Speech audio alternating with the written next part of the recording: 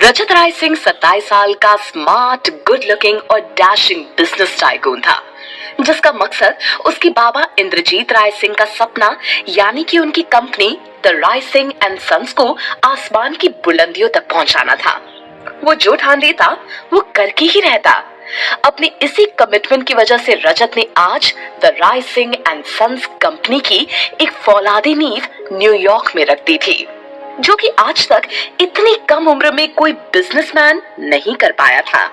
और इसी के चलते आज 1 महीने बाद वो अपने प्राइवेट जेट से इंडिया वापस आ रहा था। रनवे पर उसके 3 एम्प्लॉयज और 6 बॉडीगार्ड्स उसका वेट कर रहे थे। निशांत, रजत का पीए, उन बाकी एम्प्लॉयज को समझा रहा था, देखो, रजत सर को जरा भी केयरलेसनेस नहीं पसंद है। आज the Rai Singh and sons की इंटरनेशनल मीटिंग हमारे ऑफिस में होनी है, तो मैं नहीं चाहता हम सर को कहीं भी डिसअपॉइंट करें। समझ गए ना आप सब? सब ने एक साथ हाँ में सर हिलाया। निशांत बार बार आसमान की ओर देख रहा था। वो रजत के आने का वेट कर रहा था। काफी देर के इंतजार के बाद फाइनली रजत का प्राइवेट जेट सभी को वहां आता दिखा। निशांत ने बॉडीगार्ड्स की ओर देखकर कहा, प्लीज बी रेडी गाइस। और वो एक बार फिर अपने साथ मौजूद सारे एम्प्लॉयज की ओर देखकर बोला, सर के आते ही हमें घड़ी के कांटे की तरह अपडेट रहना होगा। सर को अपना 1 मिनट भी वेस्ट करना बिल्कुल पसंद नहीं है। सबने हाँ में अपना सर हिलाया। रजत का जेट लैंड हुआ और एग्जिट डोर ओपन होते ही the Rajat Rai Singh, businessman of the year and one of the most handsome and eligible bachelor of Mumbai, jet की सीढ़ियों से नीचे उतरता हुआ दिखाई दिया। अपने नॉर्मल कैजुअल लुक में भी वो बहुत ही स्टनिंग लग रहा था, जबकि उसने कॉमन लोगों की तरह डेनिम शॉर्ट्स के साथ बीइंग ह्यूमन की टी-शर्ट डाली हुई थी। डार्क ब्राउन शेड्स में छुपी उसकी आंखें और तेज हवा से बिखरते उसके बाल, एक कॉमन लुक में भी ग्रेसफुल लगना रजत राय सिंह का अपना स्टाइल था। उसके इस अंदाज पर उसकी कंपनी की सारी फीमेल एम्प्लॉयज पागल थी।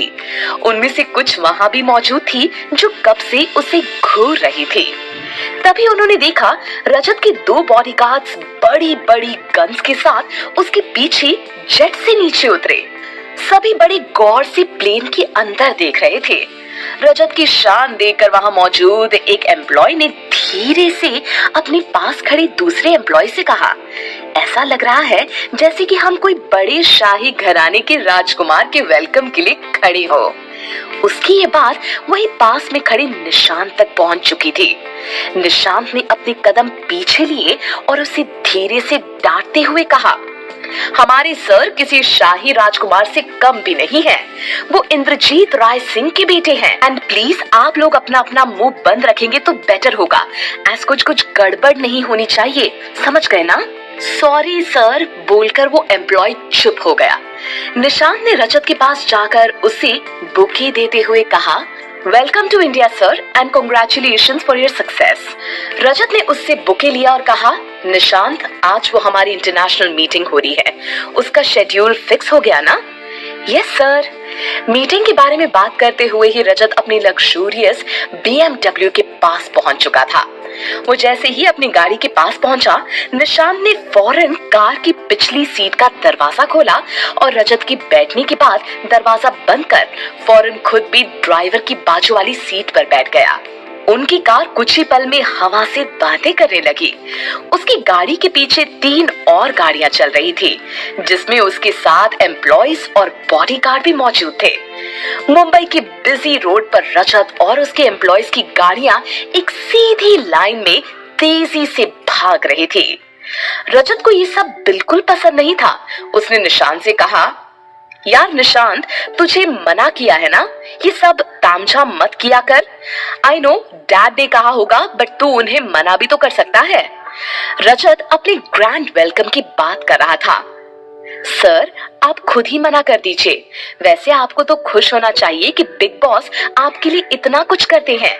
रजत जानता था उसे बोलने का कोई फायदा नहीं है, इसीलिए वो चुपचाप अपने लैपटॉप खोल कुछ काम करने लगा। कुछ देर बाद निशांत ने पीछे पलटकर उससे कहा, सर, डिस्टर्ब करने के लिए माफी चाहूंगा, लेकिन हमारे शेयर होल्डर जिन्होंने हमारी कंपनी पर करोड़ों अरबों रुपए लगाए हैं, वो लोग अभी इसी वक्त आपके साथ ऑफिस में एक छोटी सी मीटिंग करना चाहते हैं। इस पर रजत ने उससे कहा, तुमने मुझे पहले क्यों नहीं बताया? सर, मेरे पास भी अभी अभी मैसेज आया है। आज हमारी कंपनी जिन ऊंचाइयों पर है उसमें हमारे शेयर होल्डर्स का बहुत बड़ा हाथ है, इसीलिए मैं उन्हें नाराज नहीं कर सकता। लेकिन यार, मैंने मीटिंग के हिसाब से कपड़े नहीं पहने हैं। बोलकर रजत चुप हो गया और सोचने लगा। उसके चुप होते ही निशांत बोल पड़ा, सर, आप बिल्कुल टेंशन मत लीजिए। आपके ऑफिस पहुंचने से पहले आपका सूट ऑफिस पहुंच जाएगा। ठीक है, तो मीटिंग फिक्स कर दो। बोलकर रजत अपने लैपटॉप में फिर से काम करने लगा।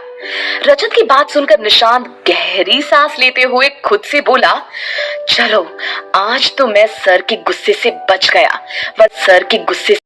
गया, वरना आज मुझे पहले दिन ही डांट पड़ने वाली थी। सोचकर निशांत अपने फोन पर कुछ करने लगा कि तभी उनकी कार सिग्नल पर खड़ी एक स्कूटी आकर टकरा गई। स्कूटी एक लड़की चला रही थी। टक्कर होते ही निशांत कार से उतर गया और तेज आवाज होने की वजह से रजत का भी ध्यान टूट गया। उसने अपनी कार की बंद ब्लैक बुलेट प्रूफ ग्लास से बाहर की ओर देखा तो एक लड़की जिसने व्हाइट कलर का चूड़ीदार सूट पहन रखा था, वो जमीन पर गिर गई थी और जोर जोर से चिल्ला रही थी। रजत ने उसका चेहरा देखने की कोशिश की, लेकिन उसका चेहरा उसके खूबसूरत घुंघराले बालों से ढक गया था। रजत ने उस लड़की को देखकर मन में सोचा, कौन है ये जो नॉन स्टॉप चिल्ला रही है? और फिर वो भी अपनी गाड़ी से उतर गया। रजत को गाड़ी से उतरते हुए किसी ने नहीं देखा था, क्योंकि सबका ध्यान उस लड़की के चिल्लाने पर था। वो उस लड़की के पास जाकर उसका चेहरा देखने की कोशिश कर रहा था, लेकिन देख नहीं पा रहा था, क्योंकि वो लड़की निशांत पर चिल्लाने में बिजी थी। कार में चलते हो तो सड़क पर चलने वाले लोगों को देखोगे नहीं क्या? पता नहीं समझते क्या है खुद को ये अमीर लोग। उस लड़की की आवाज सुनकर वहां काफी भीड़ इकट्ठी हो चुकी थी। वो लड़की जमीन पर बिखर चुकी अपनी बुक्स और अपना लंच बॉक्स उठाकर कैरी बैग में डाल रही थी। उसका चेहरा अब भी उसकी खूबसूरत कर्ली हेयर से कवर्ड था। उससे थोड़ी ही दूर खड़ा रजत अब भी उसका चेहरा देखने की कोशिश में लगा था। तभी निशांत ने उस लड़की को जवाब दिया, ओ मैडम, सिग्नल जंप करके आप आई थी। हमारी कार ने सिग्नल नहीं तोड़ा था। वो तो भला मानिए अपनी किस्मत का जो आप हमारी खड़ी गाड़ी से टकराई और आपको कुछ नहीं हुआ। निशांत की बात सुनकर वो लड़की और भड़कती हुई बोली, तेवर तो देखो लाड साहब के। कहते हुए वो उठकर खड़ी हो गई। उसने अपने बालों को पीछे की ओर ले जाकर क्लच कर दिया, मानो जैसे लड़ाई के लिए खुद को तैयार कर रही हो। रजत अब भी उसे दूर से देख रहा था। उसके बाल बांधने से फाइनली उसे उसका चेहरा नजर आया, जिसे देखने के बाद उसकी आंखें उससे हट ही नहीं रही थी।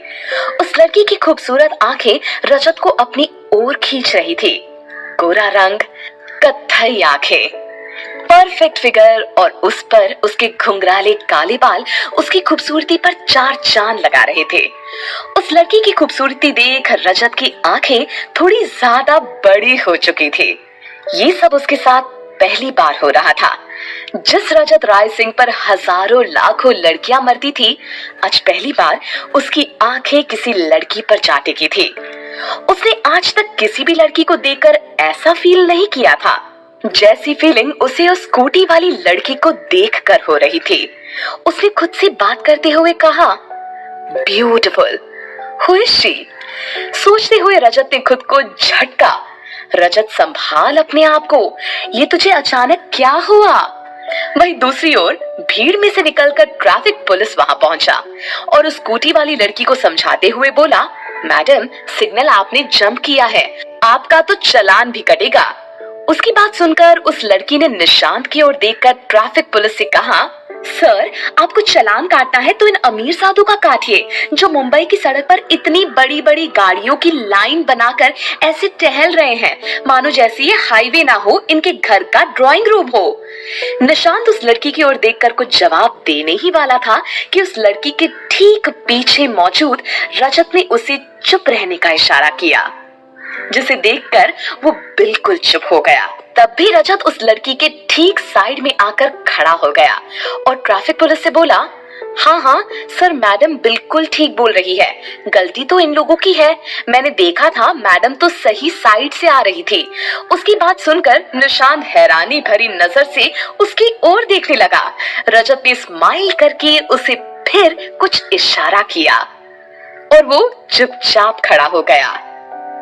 पूरी भीड़ में से सिर्फ रजत को अपना साइड लेते देख उस लड़की ने उसकी ओर देखा और मुस्कुराने लगी। उस लड़की को ऐसे मुस्कुराते देख रजत मन ही मन सोचने लगा, हाय इसकी स्माइल। रजत संभाल अपने आप को। वो अपने ही ख्यालों में गुम था कि तभी उस लड़की ने ट्रैफिक पुलिस की ओर देखकर कहा, देख लिया इन रईसों का कारनामा, अब बताइए चालान किसका काटेंगे आप। अब ट्रैफिक पुलिस भी कंफ्यूज हो गया था।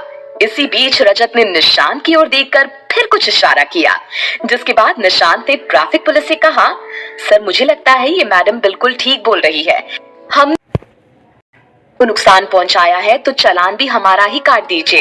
कहते हुए उसने अपने पॉकेट से पर्स निकालकर ट्रैफिक पुलिस को कुछ पैसे दे दिए। ये देख उस लड़की ने निशांत से कहा, और मेरी स्कूटी का जो इतना नुकसान हुआ है उसे कौन भरेगा। इस पर निशांत ने थोड़ा चिढ़ते हुए कहा, उसके लिए भी हम ही पे कर देंगे। करते हुए उसने कुछ पैसे उस लड़की को भी दे दिए। पैसे लेकर वो लड़की ट्रैफिक पुलिस की ओर देखकर बोली, कुछ भी कहिए सर, वर्दी में दम है आपकी, देखिए आपको देखकर ये कार वाले भी लाइन पर आ जाते हैं। रजत भी उस लड़की की हाँ में हाँ मिलाते हुए बोला, हाँ मैडम बिल्कुल ठीक कहती हैं, आप ये कार वाले बिल्कुल भी देखकर नहीं चलते। उस लड़की ने रजत की ओर देखा और उसे ऊपर से नीचे तक हैरानी से देखते हुए बोली, कौन है आप, पहली बार आपको इस एरिया में देखा है। रजत थोड़ा अकलाते हुए बोला, जी मैं भी एक मिडिल क्लास फैमिली से ही बिलोंग करता हूँ और रोज ऐसे कार वालों से मेरा भी सामना हो ही जाता है। बोलकर वो चुपचाप खड़ा हो गया। सब सॉर्ट होते देख वहां इकट्ठा हुई भीड़ भी अपने अपने रास्ते चली गई और जो नहीं गए उन्हें उस ट्रैफिक पुलिस ने हटा दिया।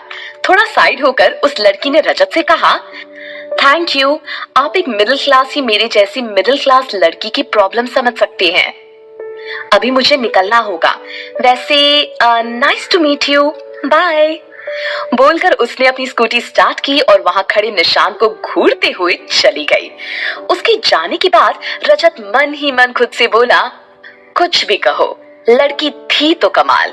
सोचकर वो मुस्कुरा दिया और वापस अपनी गाड़ी में आकर बैठ गया। उसकी गाड़ी में बैठ जाने के बाद निशांत भी ड्राइवर के साथ वाली सीट पर आकर बैठ गया। तब तक सिग्नल भी ग्रीन हो गया था, जिसके बाद उनकी कार ने एक बार फिर हवा से बात करते हुए मुंबई की सड़कों पर दौड़ना शुरू कर दिया। उस लड़की की बात याद कर रजत अब भी मुस्कुरा रहा था कि तभी अचानक उसका फोन बजा। उसने जैसे ही अपने पॉकेट से फोन निकाला तो स्क्रीन पर बाबा कॉलिंग फ्लैश हो रहा था, जिसे देखकर वो धीरे से बड़बड़ाया, पता नहीं बाबा को मेरे दिल की धड़कन कैसे पता चल जाती है। मैं जब भी बेचैन होता हूँ वो तुरंत मुझे फोन कर देते हैं। मुस्कुराते हुए उसने फोन रिसीव किया और दूसरी ओर से आवाज आई, बेटा तुम इंडिया आ गए। उनकी आवाज सुनकर रजत ने मुस्कुराते हुए जवाब दिया, हाँ बाबा मैं इंडिया पहुंच चुका हूँ। बिटवा हमारी छाती गर्व से चौड़ी हो गई, आज तुम हमारा नाम देश विदेश तक पहुंचा दिए। शाबाश बेटा शाबाश। अपनी बाबा की बात सुनकर रजत बोला, आज आप इतने वक्त बाद अपनी यूपी वाली टोन में बात कर रहे हैं, मैं समझ सकता हूँ आज आप कितने खुश होंगे। बिटवा तुम जल्दी से अपनी मीटिंग खत्म करके घर पहुंचो, आज तुम्हारी खातिर तुम्हारी महात्री ने अपने हाथों से तुम्हारे पसंद का खाना बनावा है। रजत हंसते हुए बोला, ठीक है बाबा, मैं आधे घंटे के अंदर आपसे आकर मिलता हूँ, ठीक है। बोलकर उसके बाबा ने फोन कट कर दिया और कुछ देर बाद ही रजत की गाड़ी एक आलीशान बिल्डिंग के सामने आकर रुकी, जहां द राइसिंग एंड सन्स के मैक्सिमम एम्प्लॉयज सूट पहने हुए और हाथ में रेड रोज का बुके लेकर बिल्डिंग के बाहर मौजूद थे। गाड़ी के रुकते ही बिल्डिंग के वॉचमैन ने दौड़कर कार का दरवाजा खोला और रजत अपने सनग्लास को सेट करते हुए कार से उतरा। उसके उतरते ही वहां खड़े एम्प्लॉइज उसके पास आकर बारी बारी से उसे बुके देकर कांग्रेचुलेट करने लगे। ऑफिस की रिसेप्शनिस्ट रोजी ने रजत को बुके देते हुए कहा, "Congratulations sir, we are really proud to be a part of Wonderwebs." Thank you रोजी बोलकर रजत ने मुस्कुराकर उससे बुके ले लिया और फुल स्पीड के साथ ऑफिस के अंदर एंटर करने लगा। जैसे ही वो ऑफिस के अंदर गया, रोजी के पास मौजूद परी, जो कि ऑफिस की टैक्स कंसल्टेंट थी, उसने कहा, वाओ रोजी, हमारे बॉस तो पहले से भी ज्यादा हैंडसम हो गए हैं। तुमने उनकी बॉडी देखी? और जब बॉस ने स्माइल किया तो उनकी चीक्स पर पड़ते डिंपल कितनी प्यारी लग रहे थे। हाय।